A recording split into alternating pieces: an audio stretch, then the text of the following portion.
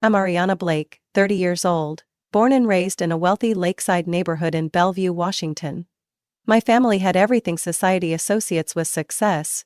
My father, Dr. Edward Blake, was a neurosurgeon who once made the cover of a medical journal. My mother, Veronica Blake, a corporate attorney who handled lawsuits worth millions of dollars. My brother Graham graduated with honors from Johns Hopkins and is now a resident physician at a major hospital in Seattle. To my parents, he was the child worth being proud of. I was different. From a young age, I was seen as the weird one. While neighborhood kids dreamed of becoming doctors or lawyers like their parents, I was busy dismantling old clocks and wiring sensors into remote-controlled cars. When Graham won a gold medal in the Math Olympiad, my mom invited the entire family over to celebrate. When I mentioned I had taught myself C++ programming, she just frowned. You should focus on subjects that actually matter, like economics or political science. Every dinner in our house felt like a performance review. Mom always opened with the familiar question, "What did everyone accomplish today?" Graham always had a long list. Completed his first surgery, received praise from a professor, preparing a presentation for a medical conference in New York. When it came to my turn, the room always went quiet. I wrote a script that optimized app loading time, I'd say each time, trying to keep my voice steady. Dad would set down his fork and shake his head. An app? Those things never last. You should consider something with a future. Graham would glance at me with a pitying smile. I didn't hate him. But I hated how everything in our house always revolved around him. In my bedroom, I taped sticky notes all over the wall. Algorithms, data models, user interface sketches. While Dad hung Graham's medical degrees in the hallway, every tech award I earned was shoved in a drawer. When I was 15, I entered a citywide coding competition and won second place. When the principal called to congratulate us, Mom just offered a faint smile. Yes, she has some quirky interests, but don't worry, we're still guiding her toward law. Their disappointment didn't need to be spoken aloud. It was in every glance, every half-hearted nod, every line that cut deeper than they realized. You have talent, but you still need to grow up before you take the wrong path. I used to think if I worked harder, they'd change. I used to wake up at 5 a.m. to study extra math, work part-time at a computer repair shop, and present the software I built at school tech fairs. But no matter what I did, it was never enough. My parents only ever asked me one thing when I came home. Did you apply to Stanford Law this week? Eventually, I learned to stay quiet, to keep my dreams hidden, and instead of striving for approval, I started to think. Maybe I didn't need them to see. Maybe I just needed to walk forward on my own, even if no one clapped. I'll never forget the night I was 16, the night I realized I would always be a shadow in my own home. That was the day Graham received his acceptance letter from Columbia University Medical School. Mom practically screamed when she opened the envelope, tears falling onto the kitchen counter, like she'd just been told Graham was already named chief of surgery. Dad didn't say a word. He just pulled out his phone and started calling every contact. My son got into Columbia, full scholarship, neuroscience. An hour later, the living room was packed. A long banquet table was covered with food from the most expensive Italian restaurant in town. Family, Dad's co-workers, neighbors, everyone came to celebrate Graham. I stood in the corner holding a glass of orange juice. No one noticed me. What they didn't know was that on the same day, I had just won first place in a statewide software design competition, beating hundreds of students with a healthcare data management app I'd built from scratch over 6 weeks. The principal had personally called our house to congratulate me. Mom picked up. She listened for a few seconds, then replied smoothly, "Thank you. Oh, she's had a few small achievements recently, but she's busy focusing on core subjects. We're guiding her toward law. Yes, Harvard Law is our top choice." I stood there, hearing every word, like cold water had been dumped over my head. I brought my certificate and the new medal out and placed them on the coffee table. right next to Graham's celebration cake. Before anyone could notice them, Mom brushed them aside to make room for a cheese platter. Me? I quietly returned to my room, turned on my computer, and began typing the first line of a new app. If I couldn't make them proud, at least I'd build something the world couldn't ignore. Even the smallest victories were crushed in that house. Every time I pitched an idea or project at dinner, Mom would ask, "But will this help you get into Stanford?" Or Dad would jump in, "Will these little apps help you pass the LSAT?" Graham never outright mocked me, but his silence was worse than ridicule. Anytime I shared something, he'd mumble a vague response and then pivot to describe some surgical simulation he'd done in lab. All eyes would turn to him, and I'd vanish from the conversation. I remember once I was invited to present at a tech conference in San Francisco, fully sponsored with flight and hotel. Dad glanced at the itinerary and said, "That's the same month as Graham's campus visit. Can you reschedule or maybe just go next year? It's not urgent." I didn't go to San Francisco. Instead, I drove Graham to the airport, helped carry his 2 oversized suitcases, then returned home and sat in front of my screen until nearly dawn, hands trembling from anger and disappointment. I didn't stop coding, but I learned to hide everything carefully. The scripts I wrote were saved under aliases. My competition entries were submitted anonymously. I even created a separate email address no one in the family knew, just to receive interview requests and award notifications. They said I was chasing dreams, that I was going down the wrong path, that eventually I'd have to give up that weird little hobby and do something practical. I just nodded, smiled, and kept coding. One night, I crept downstairs for a glass of water. Under the dim kitchen light, I overheard my mom talking to Dad. "Ariana's not doing well. She's withdrawn, always glued to that computer. I'm afraid she's falling behind the others." Dad sighed. "She's not like Graham, she has no clear direction, eventually she'll have to face reality." I went back upstairs without getting my water. But that night, I drafted the very first line of code for my startup. I applied to the University of Minnesota's computer engineering program without telling anyone. I didn't need to. My parents had mapped out my path to pre-law at Princeton since 9th grade, and treated it as a done deal. They never once asked what I wanted. When the acceptance letter arrived, I didn't scream or cry. I just stared at the scholarship offer, like it was a train ticket out of a life I never chose. I tucked the envelope into my drawer, between stacks of code notes and half-finished app sketches. My parents only found out because Mom snooped through my room while I was at school. She nearly lost her mind. "What the hell is this, Ariana?" she snapped, waving the acceptance letter like it was a confession of sin. "I'm going to study computer science," I said without blinking. "You're throwing away your future over a temporary hobby?" Dad jumped in. "Do you know how much we've sacrificed for you?" I didn't argue.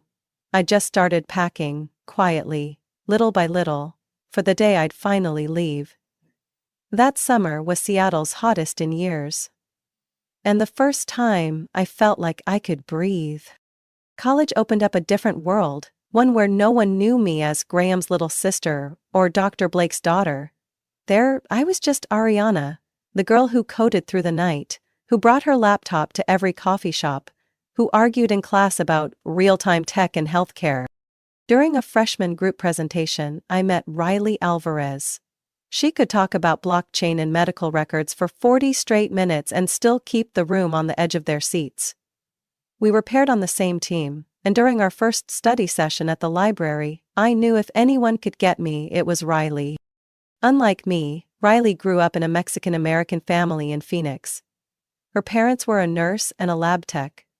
They didn't have much, but they respected their daughter's passion. When Riley told me how her mom once took out a loan just to buy her first computer for coding, I felt an odd pang of envy. In long evenings on the third-floor study hall, we started sketching out an idea we couldn't stop thinking about: a real-time platform to connect patients and doctors, minimizing miscommunication, especially for non-English-speaking patients. Riley called it Bridge. I called it The system where no one gets left behind.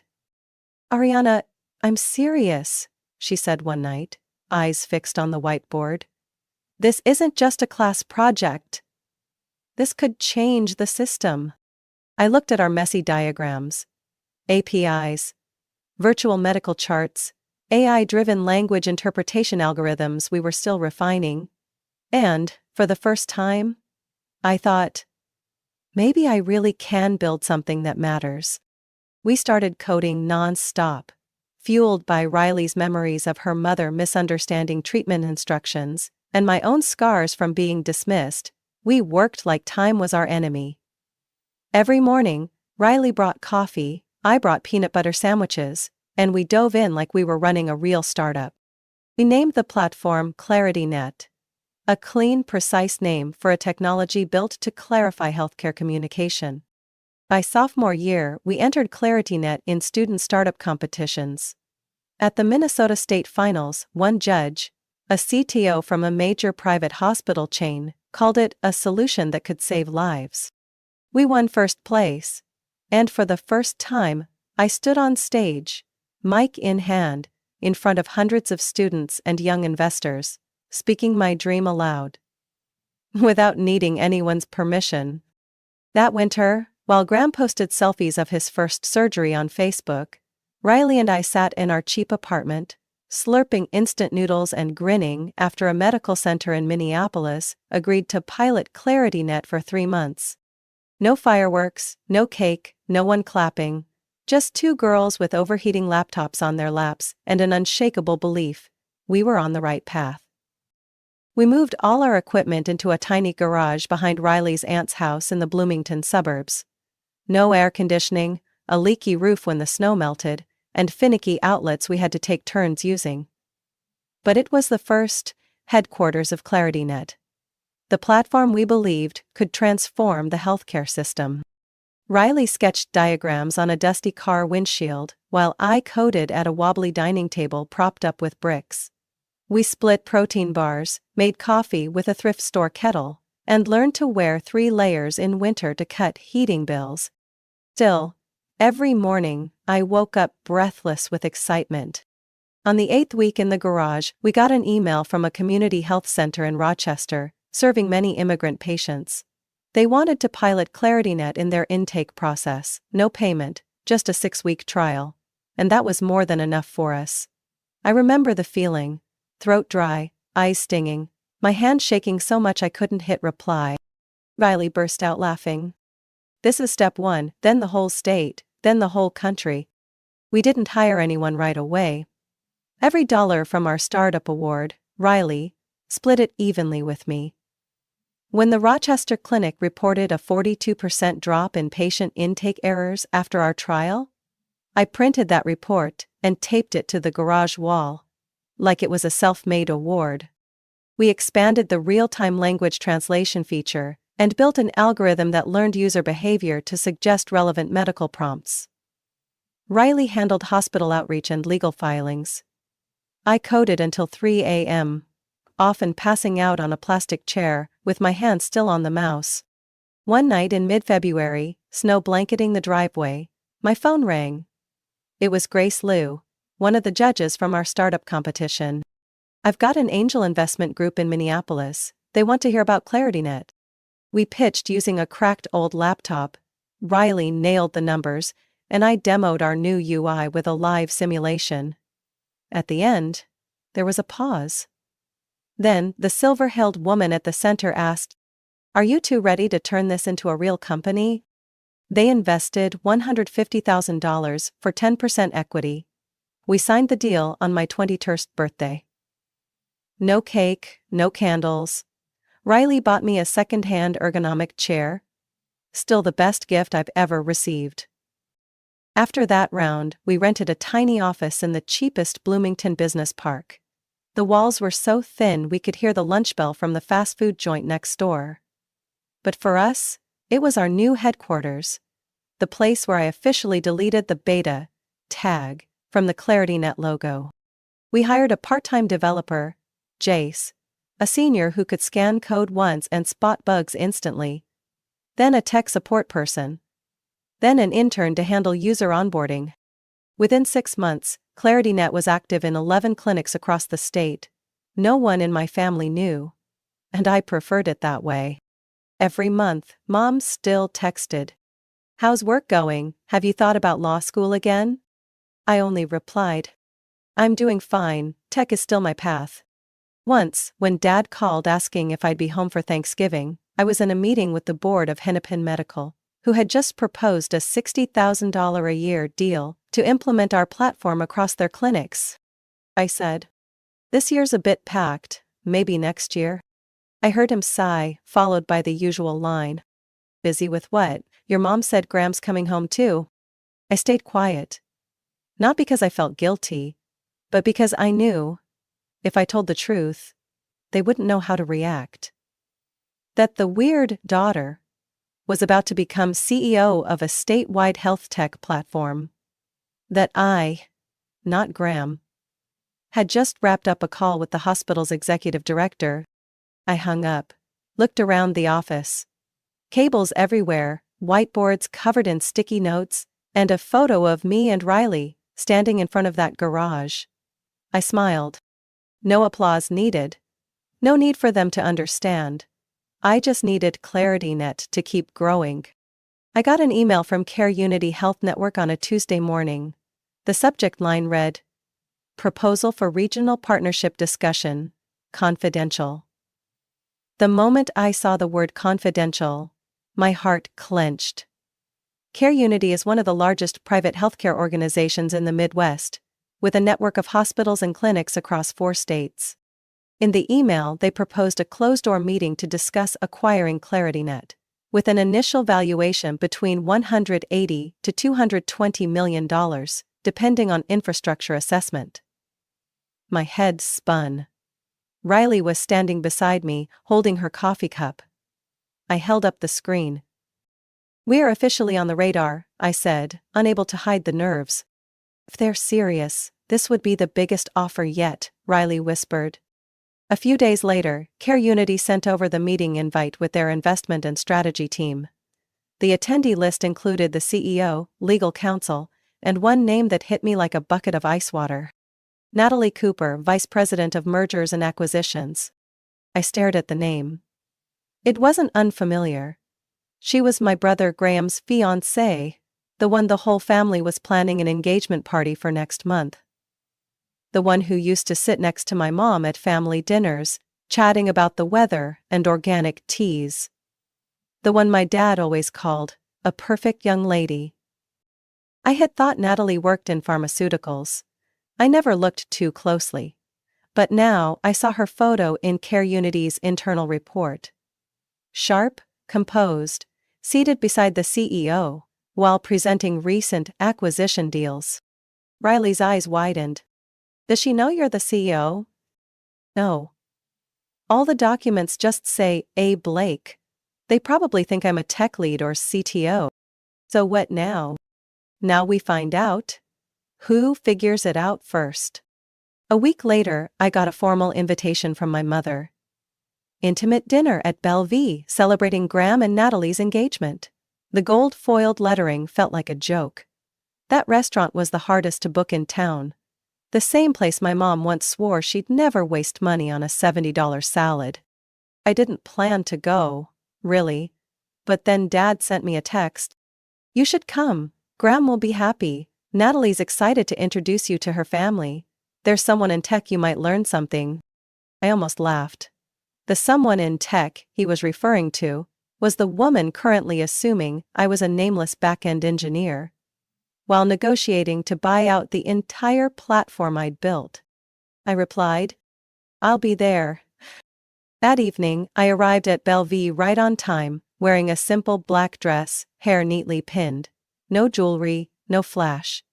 But every step I took, every glance I held, carried the quiet confidence of someone entering a negotiation no one else knew was happening. Graham greeted me in the lobby, gave a light hug as usual. "Thanks for coming. Natalie's been looking forward to meeting you." I was led to the table, where Natalie stood chatting with my mom and a few distant relatives. She turned as Graham introduced me. This is Ariana, my sister. Natalie reached out to shake hands, polite smile in place.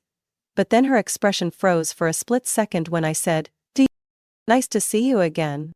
Just for a moment her face changed. She recognized me. But she said nothing. Just gave a slight nod. I kept my expression steady, poured myself a glass of water, and started the meal like it was just another family dinner. But I knew. Everything had shifted. To Graham and my parents, I was still the stubborn little sister obsessed with her computer who hasn't landed a proper job. They had no idea that their soon-to-be daughter-in-law was holding a $200 million buyout proposal for ClarityNet. And the person on the other side of that deal? Was me. I sat through the evening under chandeliers that reflected in wine glasses, listening to my mother recount Graham's academic achievements, like he was the sun the world revolved around. I still remember the moment Natalie stood up, holding a glass of red wine, stepping into the center of the dining room. The warm golden light hit her face like she was about to make a typical toast, but I saw it. Her hand was trembling slightly. She glanced around the room. My mother beaming, my father sitting upright with pride, and Graham gently squeezing her hand in reassurance. Natalie took a deep breath. Before we raise our glasses, I'd like to share something related to work. There was a stir in the room. Clearly no one expected her speech to start that way. Recently, my company has been finalizing an acquisition in the healthcare tech space, one of the most innovative and effective platforms I've ever seen. A few polite chuckles followed. My mother nodded, thinking this was just a casual nod to her career. But I kept my eyes on Natalie. And I knew. The company is called ClarityNet, and surprisingly, its founder and CEO. She paused. I didn't look away. Is Ariana, Graham's sister. It was as if all the air had been sucked from the room. No one laughed anymore. I could hear the faint clink of silverware on porcelain from the table behind. Graham turned sharply to look at me, his mouth slightly open as if he'd misheard. My mother's brow furrowed. My father froze. I set my glass down. Stood up. She's right, I said evenly. ClarityNet is the platform Riley Alvarez and I founded when I was 21. It's now used in over 300 healthcare facilities across the country. A wave of murmurs rippled through the room. My aunt whispered something to her companion. Someone dropped their phone. Graham still hadn't shut his mouth. My mother, after a long stunned silence, forced a smile. Ariana, what is it you do? An app? Like a medical game or? Natalie cut in, her voice firmer now. Not a game, it's a platform for patient data management, real-time medical translation and HIPAA-compliant security integration. We've been tracking it for over a year. It's about to be acquired for over $200 million. My father gripped the arm of his chair. His knuckles were pale. Graham looked at me like he'd never seen me before. Why didn't you ever say anything? He asked, voice hoarse. I looked him in the eye, steady. Because none of you ever really listened. Natalie stepped back, giving me the floor. I looked around the room. Once a battleground for praise, showered on Graham, and polite indifference aimed at me. Now every eye was on me. But not with pity. I spoke slowly, clearly. I spent 6 years building a platform that the healthcare system genuinely needs, not for recognition, but because I believe patients deserve more clarity and safety in their care. A relative stood up. Ariana, are you really the CEO? I nodded. And co-founder. We currently have nearly 70 full-time employees and strategic partners across 3 continents. And Natalie, yes, my brother's fiancée, is leading the negotiations. No one said a word. No one dared. My mother's voice trembled. Why? Why would you keep this from the family? I smiled faintly. Not bitter, just honest. Because to this family, I've always been the one. Off track. The one who wasn't stable. The one who should pursue her passion for now before coming back to reality. I didn't want to hear those things again. especially not while I was creating something real. There was no denying it anymore. No more claiming I was just playing around with computers or chasing a dream. Everything they once dismissed, overlooked, or cast aside to make room for Graham now stood tall at the center of the elegant dinner they thought they were in control of. Natalie raised her wineglass, leaned slightly toward me, and said quietly, "I'm sorry this happened here, but maybe this was the moment it needed to happen." I smiled. I think so too. And in that moment, I was no longer Ariana, the invisible child of the Blake family. The morning after the party, I woke up in my penthouse apartment overlooking Bidemakaska Lake, the cold spring sunlight filtering through the thick glass. My phone was flashing, 13 missed calls from Mom, 5 texts from Dad, and 1 line from Graham. "Sis, can we talk?" I made coffee, took a sip, and waited for the doorbell to ring. I didn't have to wait long. At 9:12 a.m., the bell rang. Graham stood there in a gray hoodie, holding a box of waffles from the shop I used to love back in high school. "I'm not sure if you still eat these," he said with a nervous smile. "But you used to like the strawberry ones." I let him in, silently poured coffee for both of us. He sat at the dining table, eyes scanning the space. The apartment was spacious, minimalist, elegant, clearly far from the unemployed IT tech image the family had painted of me. "Why didn't you say anything?" he asked, not with anger but regret. I looked him straight in the eye. "Because you never asked with real intention. You and Mom and Dad always treated me like someone lost. Someone who needed guidance. None of you believed I could stand on my own." He dropped his head to the table. "You're right." We sat in silence for a while. I could hear the wind outside on the balcony. Graham sighed. Admittedly, she's shocked. But not mad. She said I should have known more about my own sister. I said nothing, just poured more coffee. "And honestly," Graham continued, "I got used to being praised. You were always quiet. I figured you didn't need it, or didn't want anyone to know." "I didn't need applause," I said, "but I needed respect. And you let them decide my worth by their standards. You stayed silent, and that, too, was a choice." He nodded. "A wrong one." He stood up, walked toward the door, then turned back. "If you'll let me. I want to make it right. Not with words. With action. Maybe not all at once, but I will." I looked into his eyes. I didn't see the arrogance of a doctor raised on expectations. I saw a brother. Truly, trying to find the sister he had forgotten. "Okay, but this time you have to listen. No justifying." "I'm listening." At noon, Mom called. I didn't pick up. At 3 p.m. Dad emailed with the subject line, "Dinner. Family needs to talk." I didn't respond. At 7 p.m. there was a knock at the door. I opened it. My mother stood there, wearing a beige turtleneck sweater, holding a fruit basket, and a book. Forbes. 100 Most Influential Young Women in America. I read a few pages. Didn't understand all of it, but "I'm trying," she said softly. My father followed, quieter than usual, no snide remarks, no questions about grades. They sat across from me on the dark brown leather couch, the kitchen light reflecting off the tension in his forehead. "We were wrong," my mother began. "Not because you made a lot of money," my dad added, hesitant, "but because we didn't see you, didn't want to see. You have the right to choose your own path," Mom continued. "And clearly, you didn't just choose, you built it."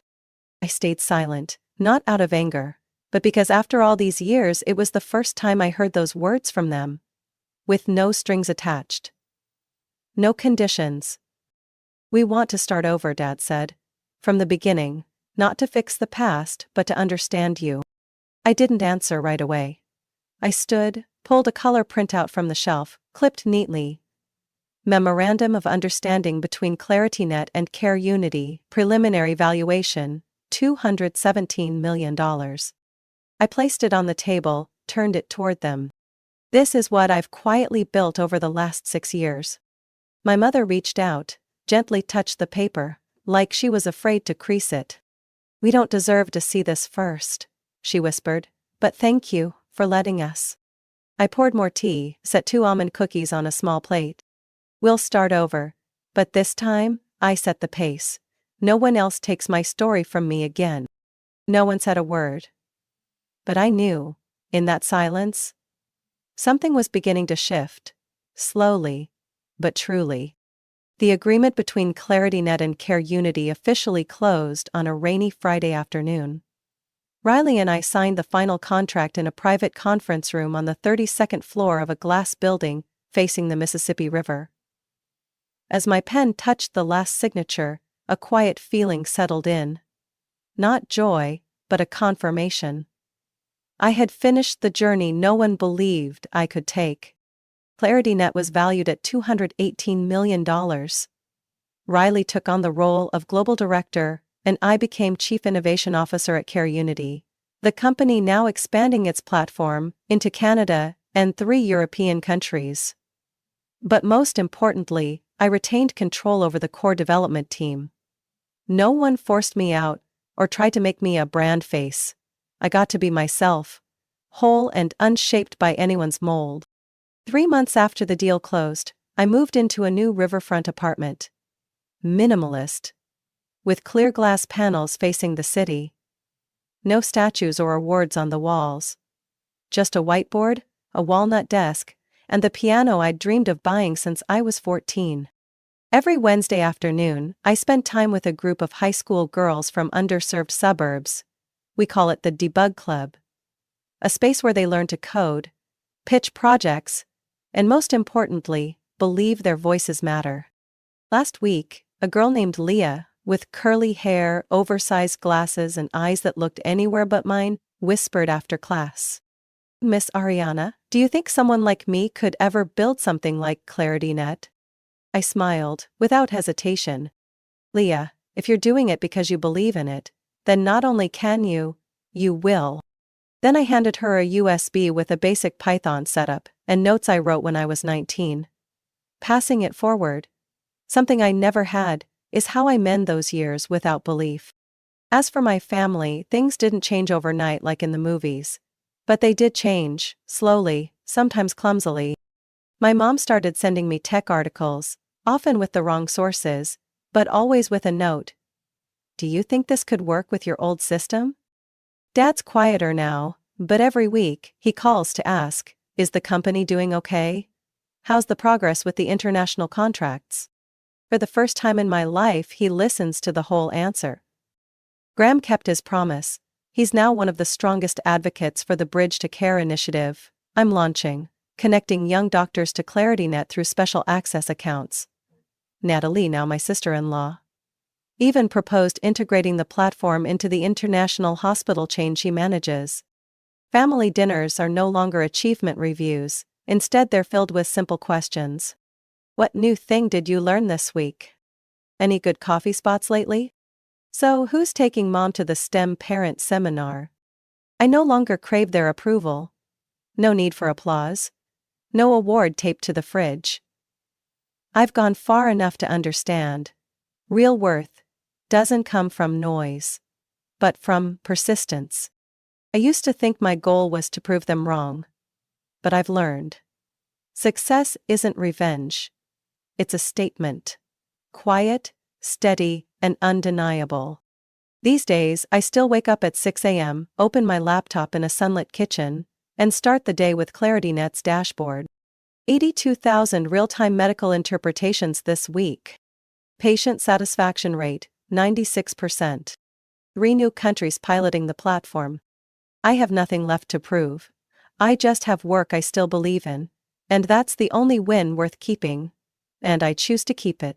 Every single day. My story isn't a journey to earn recognition. It's a journey to recognize my own worth. From the overlooked daughter in my own family, I built a tech platform that's changing how the world delivers healthcare. I learned that silence doesn't mean failure, and persistence is the most powerful language. When you stop seeking approval and start living by what you believe in, that's when you truly succeed. What do you think about Ariana's journey? Was she incredibly resilient, or simply true to herself? Share your thoughts below and don't forget to follow the channel for more powerful stories about family and life.